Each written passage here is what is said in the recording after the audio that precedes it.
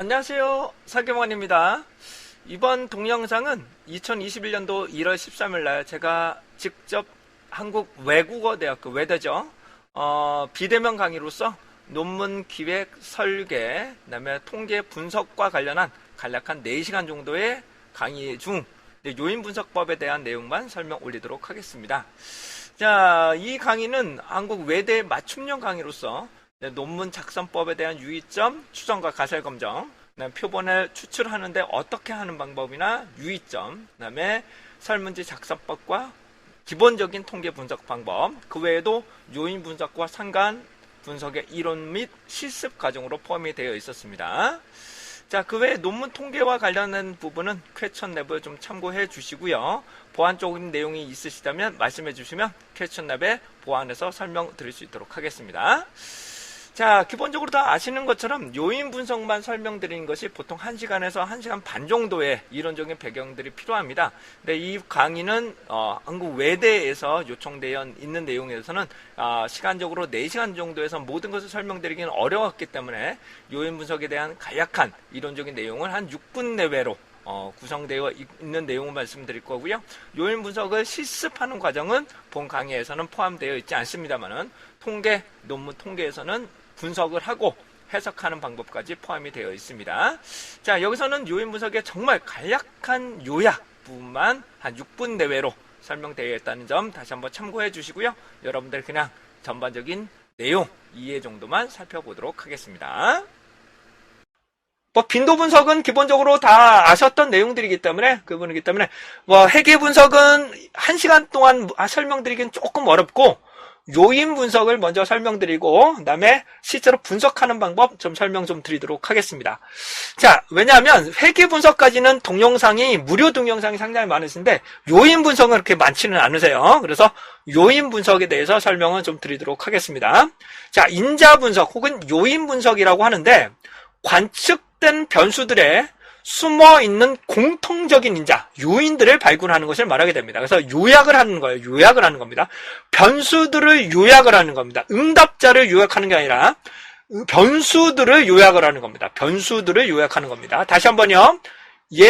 분들을 요약을 하는 겁니다. 이렇게 요약합니다. 왜냐하면 요약하지 않으면 너무 많은 변수들을 사용하게 되면 상호 간에 상쇄가 되거나 왜곡되는 선상들이 발생을 하기 때문입니다. 근데 그렇다면 하나만 물어보면 되지 않느냐. 근데 이 접근성을 하나만 물어보면 오류나 오차가 발생할 가능성이 있기 때문에 하위를 대분류 놓고 중분류를 여러 개를 만들고 얘를 요약, 정말로 접근성이라고 볼 수 있겠느냐.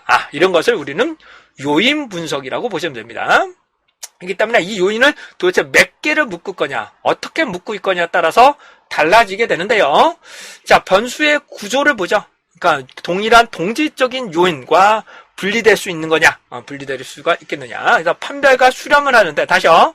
무슨 말이냐면, 요걸로 수렴을 하는 거죠. 다시요. 요걸로 접근성으로 수렴을 하는 거고, 요거는 거주 비용으로 수렴을 하는 거죠. 뭉치는 거죠. 하지만 접근성과 거주 비용은 분리가 돼야 되는 거죠. 얘는 판별이 돼야 되는 겁니다. 판별이 되는 거고, 이거는 수렴이 돼야 되는 거죠. 이쪽으로 수렴하느냐, 판별이 되느냐. 이것을 우리는 수렴 타당도, 판별 타당도. 그래서 얘를 탐색적 요인 분석이라고 합니다. 탐색적 요인 분석. 그리고 불필요한 변수들은 제거를 하실 수가 있어요.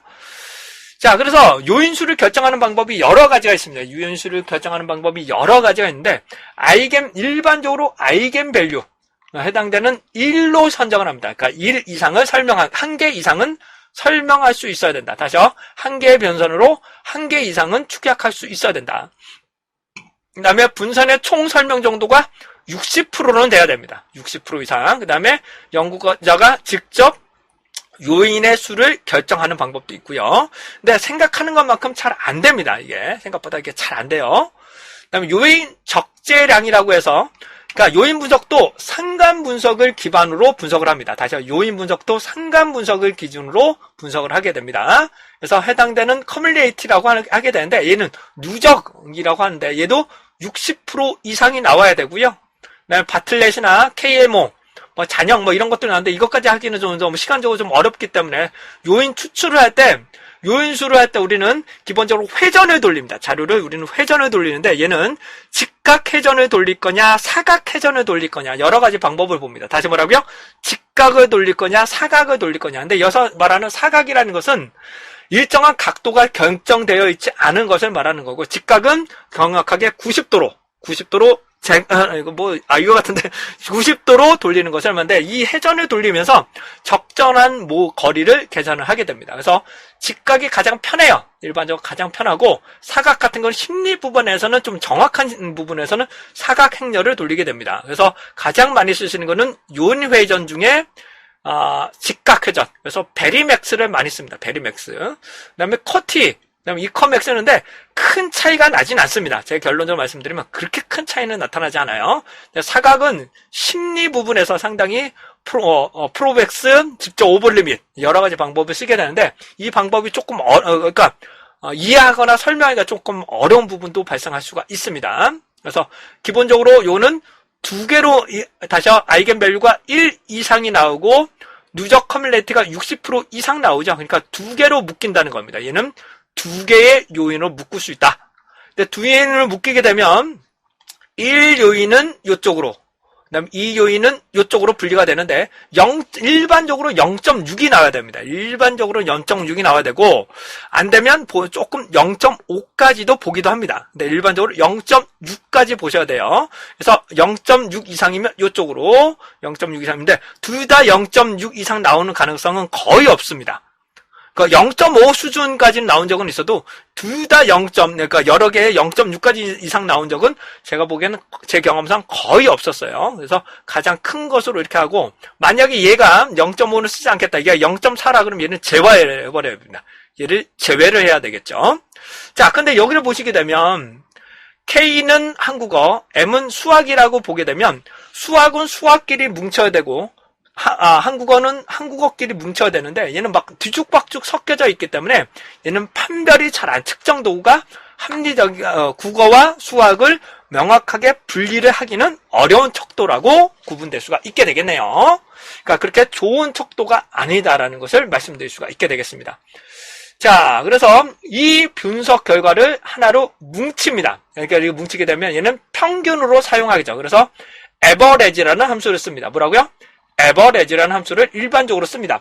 요인 점수로 만들기도 합니다. 다시 요인 점수로 만들기도 하는데 요인 합계를 만들기도 하고요. 근데 합계를 만들게 되면 문제점이 뭐냐면 얘가 5개고 얘가 2개면 범위가 달라지기 때문에 합계로는 잘 안 써요. 합계는 잘 안 써요.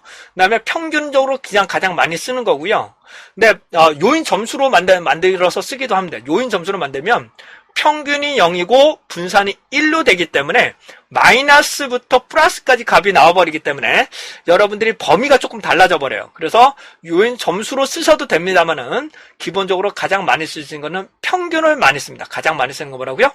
평균으로 많이 쓰고 있다 하는 것을 말씀드리고 가겠습니다. 자,